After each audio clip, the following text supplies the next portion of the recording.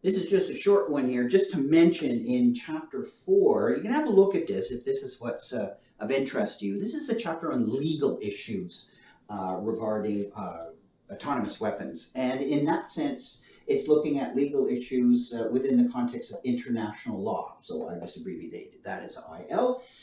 And it poses the question, like, what does international law really say about autonomous weapons? That is an ongoing topic of debate, and increasingly a topic of debate.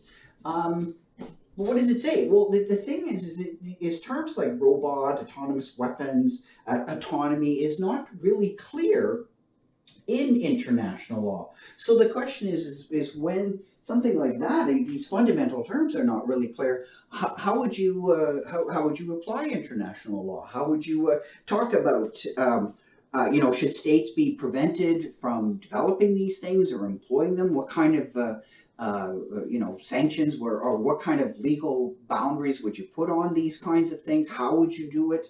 And of course, is would be, well, you can develop an autonomous weapon as long as it's not too autonomous. So then we get back into that problem of trying to come up with an agreed upon definition of autonomy. And in the previous year I talked about how that one's a bit with the notion of the approach, the influx of what's coming, the variety of data that can come in and consequences. So you'd have to spell all that out, and these terms are not really in the general legal lexicon. So it is, what do we do? Well, usually critics who get into these issues about the legality and morality are often talking about generally fundamental accepted principles and often linking up with the just war tradition. So that's been a big part of this discussion. Now, since I'm largely interested in the ethics of autonomous weapons, a little bit on the technicality, so we know what we're talking about, but mostly of the ethics of it, I'm going to just leave this notion of the legality here. But again, if you're interested, there's more of a discussion